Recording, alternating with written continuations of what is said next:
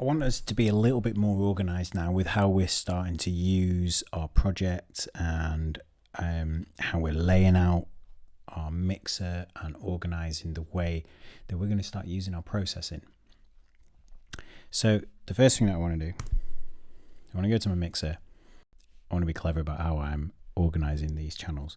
So I know that I've got the first three sounds on my drums. So I've got a thin beat, I've got the main beat, and I've got a shaker. So I'm going to go Alt and C.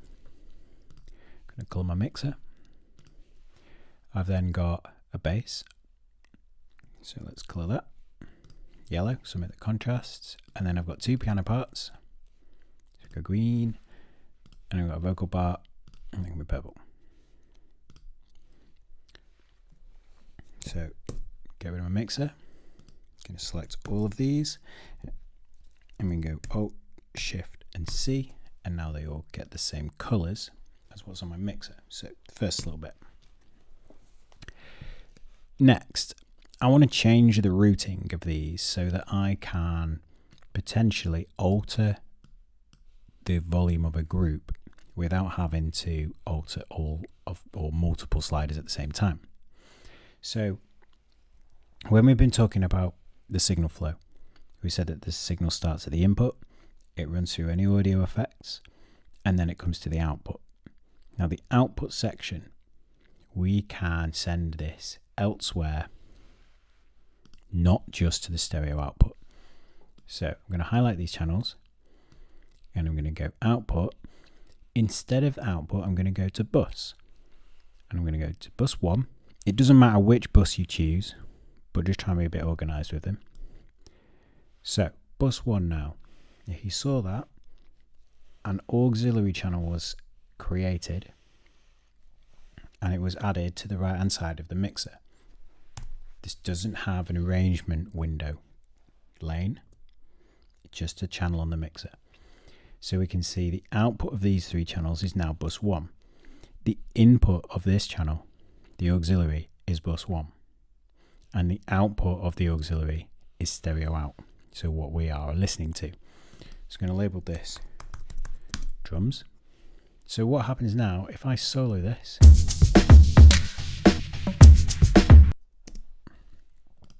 and if I mute it,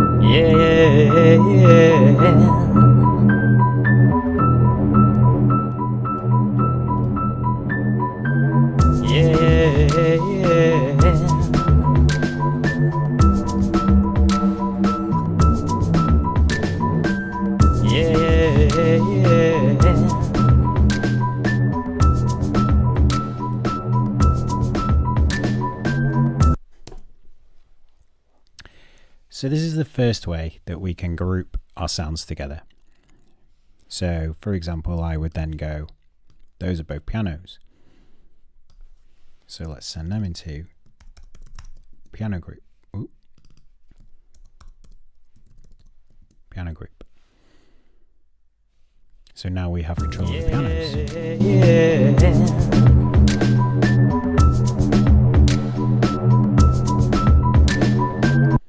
Now we can obviously adjust the balance of the sounds within the group, but if we then want to raise all of the drums in the piano, or even, we have control of that. So the bus is the route that the sound goes so that it reaches the channel that we are pointing it to. So we go bus as an output, sending the sound to an input, which then gives us a new fader. Now obviously you can apply processing here, so it gives you the ability to process sounds as a group rather than individual. So this could be to reduce the amount of plugins that you use, but it could also be to add more. So I now want to look at applying some reverb using these send points. So if I go to my drum pattern and I go to sends, I go to bus 3, you can see that this has now created a new channel, bus 3. I'm going to label this reverb.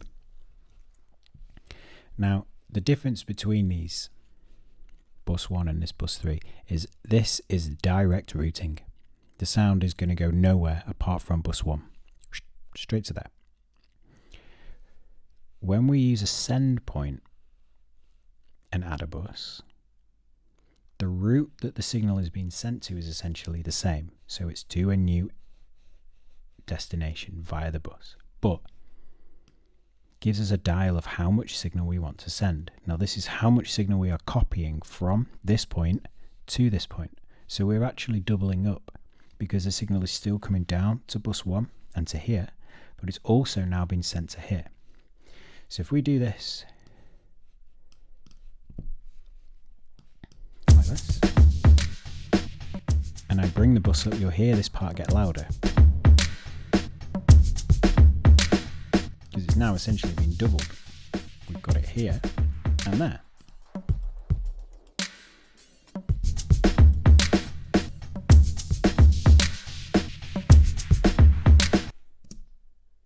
So what we've created is the original sound that is being sent into a group, and then this sound is being copied to this new channel so that we can apply some processing to it. So if I apply the reverb,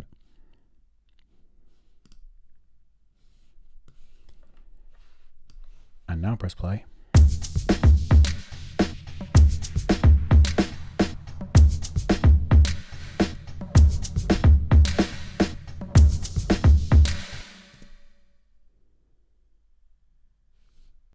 so I can now share this reverb. So bus 3, if I now go to shaker and apply the amount of the send, so the amount of the signal I'm copying over to the reverb, now this sound will be in the same space.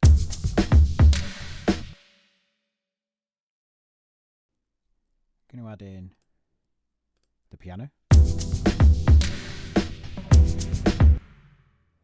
So to try and keep this organized now, I'm going to leave bus 3 on this row.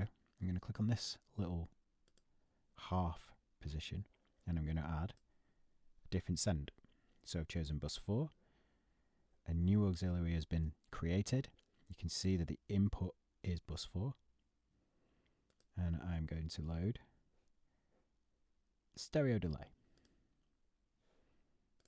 So label the channel so I know what it is. Copy an amount of the piano into the delay channel. And then here it is.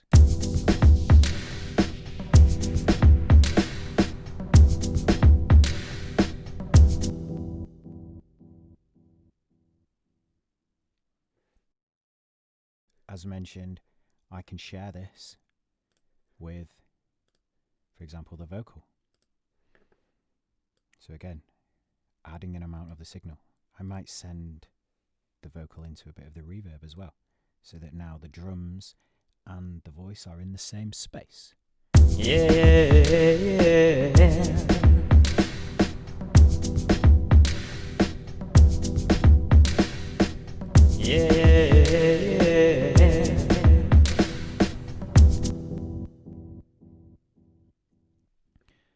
So finally, we also have send points on our auxiliary channels. So I can now send my delay back into the reverb. So I have these two sounds which have been copied into the delay to give them a new rhythmical pattern. But I can send that into the reverb. So the delay is now being put into the same space as the other sounds. Yeah, yeah, yeah, yeah.